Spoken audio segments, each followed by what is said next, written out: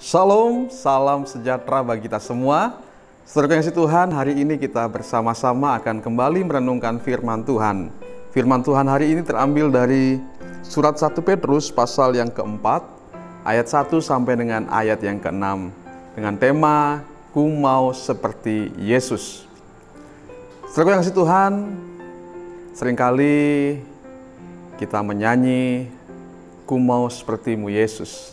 Ku mau sepertimu Yesus, disempurnakan selalu dalam segenap jalanku, memuliakan namamu. Seringkali kita menyanyikan pujian itu dengan syahdu, dengan indah, dan dengan berbagai ekspresi yang luar biasa. Tetapi tahukah kita ketika kita menyanyikan lagu itu sebenarnya ada hal yang penting harus kita lakukan. Yaitu apa? Mari kita lihat dalam pembacaan firman Tuhan hari ini. Dalam ayat yang ke-1 dikatakan demikian.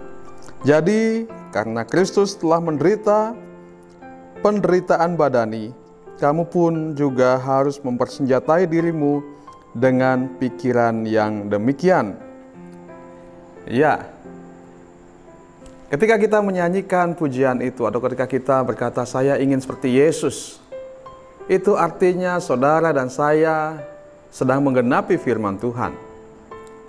Tetapi pada saat yang bersamaan itu juga menandakan atau menunjukkan kita bahwa kita harus menjadi pribadi yang siap menderita untuk Kristus. Siap menderita di dalam Kristus. Ya. Jadi menjadi orang Kristen bukanlah menjadi sesuatu yang bisa tenang-tenang saja, bisa santai-santai saja, atau bahkan jadi orang Kristen wah senang secara duniawi. Ya, karena ada banyak orang yang beranggapan demikian. Menjadi orang Kristen tuh semuanya dijamin, semuanya akan enak. Hidup tanpa masalah, hidup tanpa penderitaan. Ya, memang benar. Suatu saat kita akan mengalami hal itu. Ketika kita telah berkumpul dengan Bapa kita di sorga. Tetapi saat ini ketika kita ada di dalam dunia, seperti halnya para rasul, seperti halnya para orang-orang yang dipakai Tuhan di masa yang lampau, mereka siap menderita. Mereka hidup dalam kesulitan, mereka menghadapi berbagai tantangan, persoalan. Karena mereka mau seperti Yesus. Dan mereka melayani Yesus. Sehingga pelayanan pekerjaan Tuhan di masa yang lampau berkembang begitu pesat. Karena mereka siap menderita. Karena umat Tuhan di masa yang lampau, mereka memang benar-benar rela untuk menderita. Tetapi belakangan ini sepertinya kekristenan perkembangannya sangat pelan sekali, sangat lambat sekali, bahkan cenderung ada penurunan di beberapa tempat. Karena apa? Karena banyak orang tidak siap untuk menderita. Banyak orang tidak mau menderita. Semua ingin hidup enak, semua ingin hidup senang. Sehingga diiming-imingi sembako, diiming-imingi hal-hal sepele, meninggalkan Tuhan, meninggalkan Yesus. Saudara yang kasih Tuhan, melalui firman Tuhan hari ini Rasul Petrus mengingatkan kita bahwa sebagai pengikut Yesus, sebagaimana Kristus telah menderita, kita pun juga harus siap untuk menderita. Kita harus mempersenjatai diri kita dengan kerelaan untuk menghadapi segala tantangan, kesulitan, dan persoalan. Bukan saja sekedar mau enak, tetapi lebih lagi siap menderita. Kalau Tuhan izinkan hidup kita menyenangkan, ya bersyukur.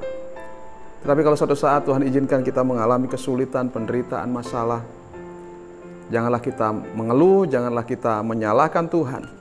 Tapi semua itu adalah bagian dari proses hidup kita. Karena ada hal penting yang bisa kita dapatkan di balik penderitaan-penderitaan itu. Apakah hal itu? Dalam firman Tuhan pada hari ini, saya mencatat ada 3 hal penting yang kita bisa dapatkan, yang bisa kita peroleh dari mengalami yang namanya penderitaan. Ya. Yang pertama, dalam ayat yang pertama tadi, dalam bagian berikutnya dikatakan demikian, karena barang siapa telah menderita penderitaan badani, ia telah berhenti berbuat dosa. Ya, ini sebenarnya berbicara tentang orang-orang yang hidup semau-maunya. Ya, jadi di masa yang lampau ada banyak orang yang satu sisi menjadi Kristen, satu sisi menjadi pengikut Kristus, tapi di lain pihak dia mau hidup hanya di senang-senangnya saja. Dalam hal berkat-berkat mereka senang, tapi dalam hal ketaatan pada Yesus, dalam hal memberi diri untuk Tuhan, wah mereka enggak. Jadi di bagian senang-senangnya saja mau ikut Yesus, tetapi dalam hal penderitaannya, bagaimana menguasai diri, bagaimana menahan diri, dan bagaimana memberi diri untuk pekerjaan Tuhan, mereka angkat tangan. Tetapi di sini kita melihat bahwa ada hal penting justru di balik setiap penderitaan kita. Jadi ketika kita ikut Yesus, sebenarnya ada penderitaan yang sedang menanti hidup kita. Mungkin bukan kita tidak akan disalib, mungkin kita tidak sedang mengalami penganiayaan, tetapi ada penderitaan badani yang kita hadapi. Apakah itu? Misalnya ketika kita ikut Yesus, kita harus meninggalkan kehidupan yang lama, kesenangan-kesenangan duniawi.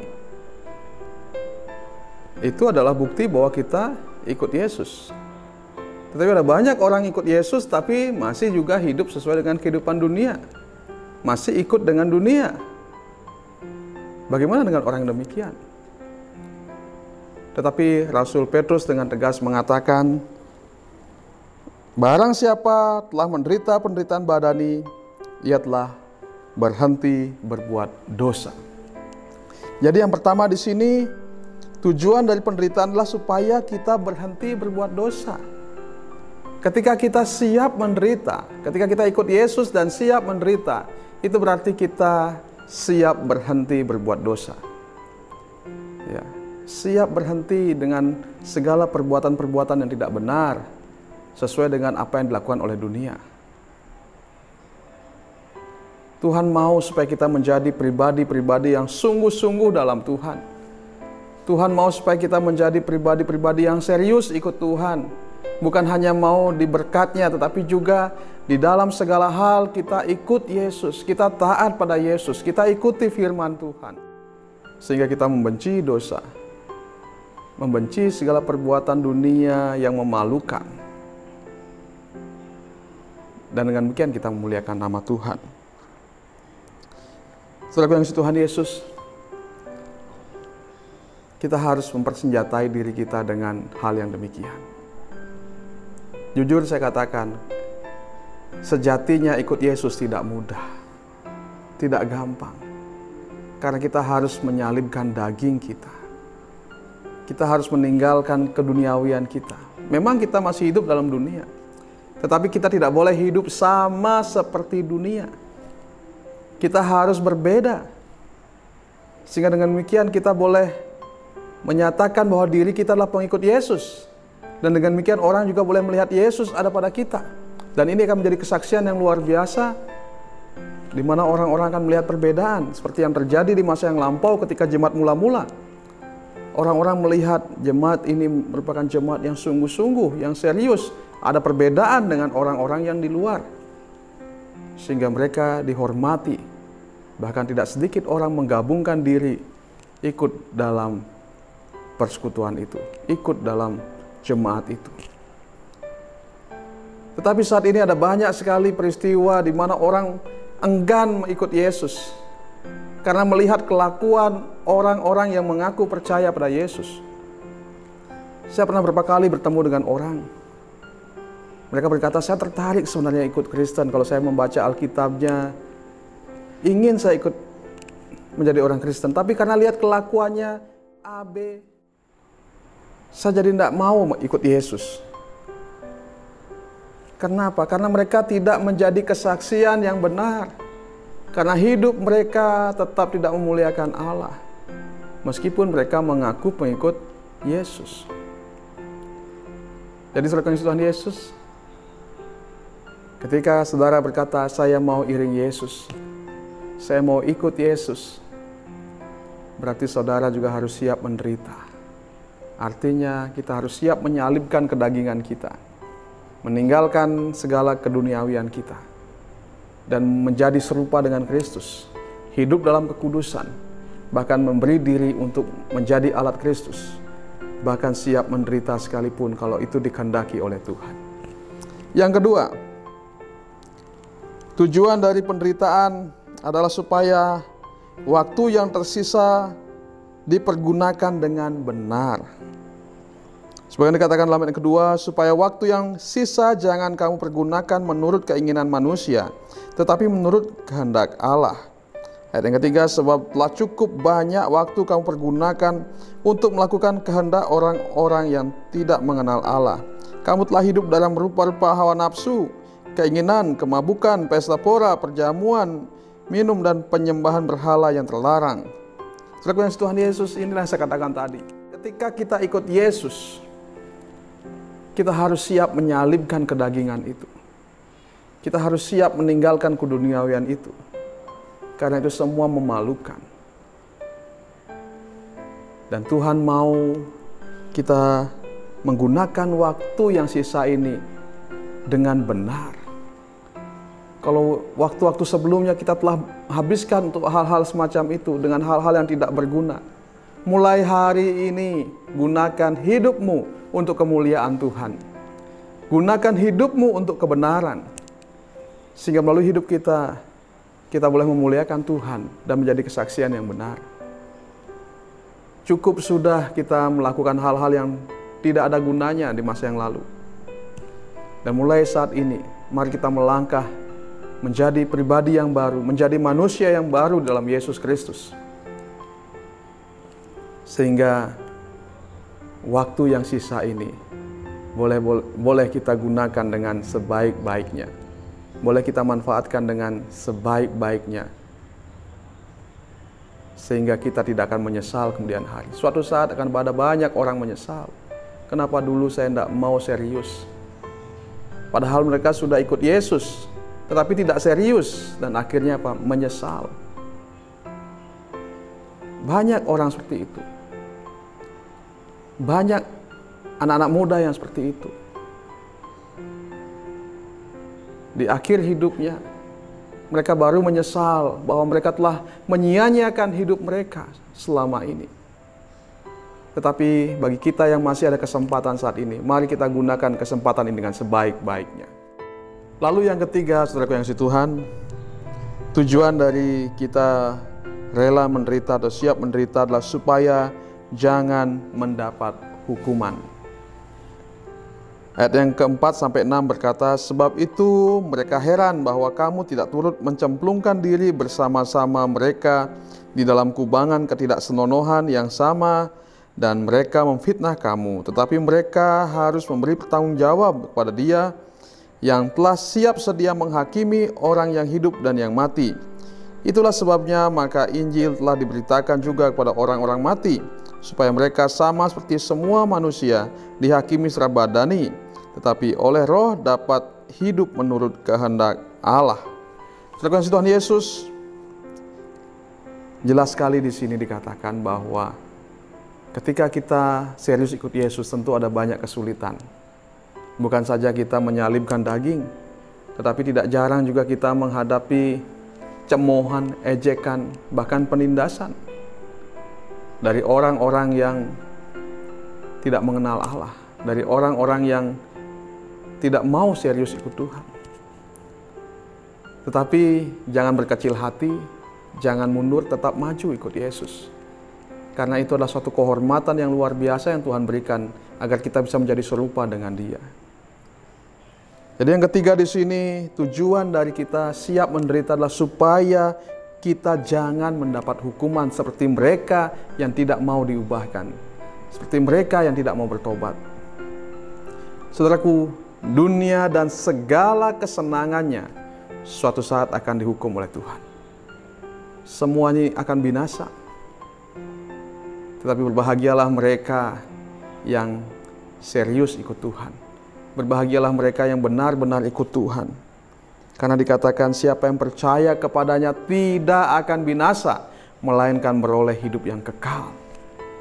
Siapa yang percaya pada Yesus, artinya yang benar-benar ikut Yesus, yang bukan hanya di mulut saja mengatakan percaya, tetapi lewat hidupnya pun mengatakan benar percaya. Artinya Kristen dengan pertobatan, mereka akan masuk dalam kemuliaan Allah.